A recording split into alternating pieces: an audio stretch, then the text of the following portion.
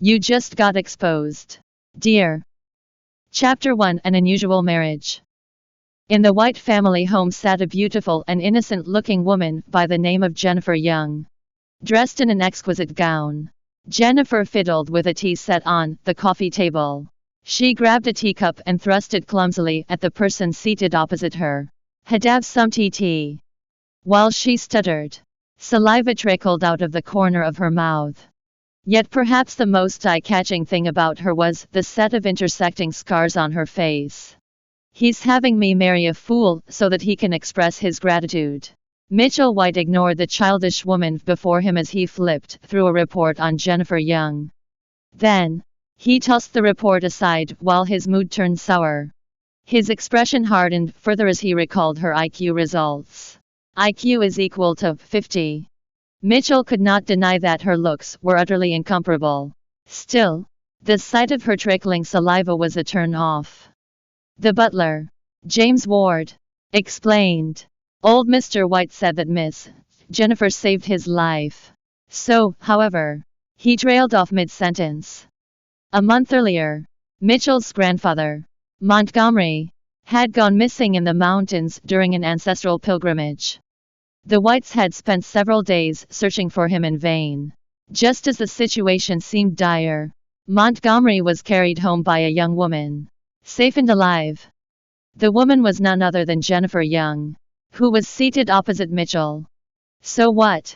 He's offering his grandson's hand in marriage as thanks." Mitchell maintained his frosty demeanor while he got up from the couch. He could not be bothered to even spare a glance at Jennifer as he ordered, "Get her out of here." "Mr. Mitchell, but Miss Young is already married to you."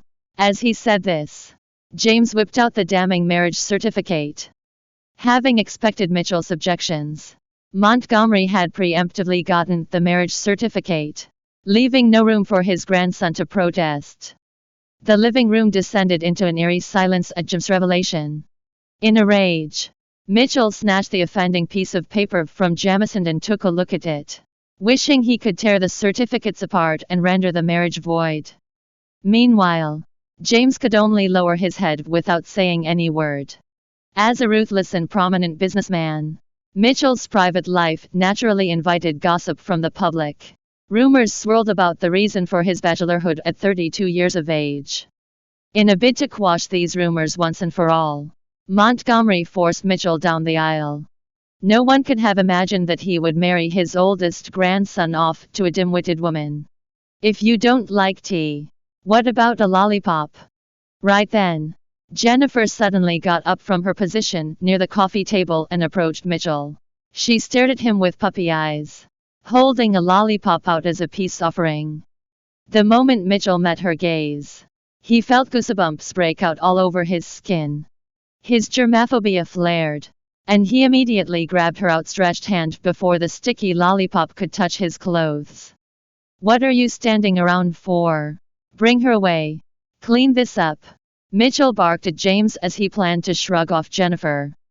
Before he could move, however, Jennifer burst into heavy sobs and clung to his arm like a limpet. "Hubby, why do you hate me? I only want to feed you a lollipop." Tears streamed down her face as she wailed. In the next instant, she had wiped her tears and snot on Mitchell's suit. He stared at her wordlessly while James struggled to keep his laughter in check. "Hubby, don't make me leave. I promise I'll be a good girl and listen to you." Jennifer's arms seemed unusually strong for her small stature, and Mitchell was stunned when he was unable to pry her arms off. In fact, his arms had started cramping from the effort. At the same time, her awful endearment caused his frown to deepen. Welcome to download Joyread app to read more chapters of You Just Got Exposed. Dear novel online.